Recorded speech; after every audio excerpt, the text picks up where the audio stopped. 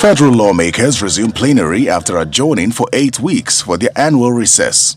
During this time, a member of the House of Representatives, Mr. Omolafe Adedayo from Ondo State, passed away. And as is customary, both chambers had to adjourn.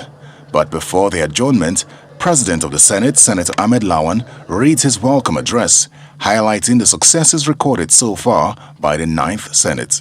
According to the second quarter GDP report released by the National Bureau of Statistics, Nigeria's gross domestic product GDP increased by 5.01% in the second quarter of 2021, strongest growth since fourth quarter 2014.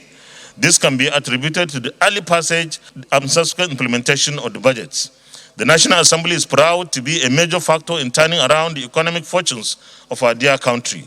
He believes that the issue of insecurity is still of utmost importance even as a new legislative year commences. Distinguished colleagues, the fight against security challenges in our country requires continued engagements between the National Assembly and the executive arms of government. It also requires continuous engagements with our citizens for the necessary and desired results to be achieved. We must therefore remain resolute and focused in achieving those. The National Assembly, indeed the federal government, has no more serious challenges to tackle than insecurity today. The 9th National Assembly prides itself in passing some critical pieces of legislation, such as the Petroleum Industry Bill and the Electoral Act Amendment Bill. There's also the public hearings on the Constitution Amendment, as well as the Medium-Term Expenditure Framework and Fiscal Strategy Paper, which have been concluded. So what's next for the federal lawmakers in the new legislative year? The budget apparently will take our attention. It's coming up soon.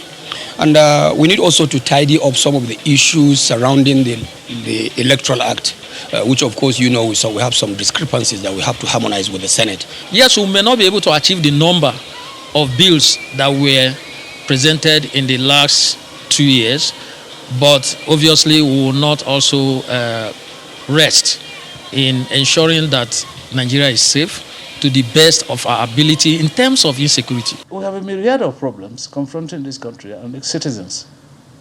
Poverty is on the rise, you are very aware. And very many Nigerians can hardly afford 2 square meals a day. The National Assembly may also consider wading into the controversy surrounding the value-added tax, which is currently on the concurrent list.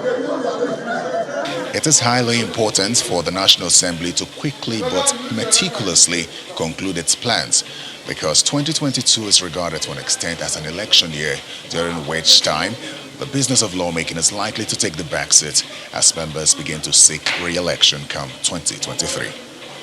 Terry Ikumi, Channels Television News.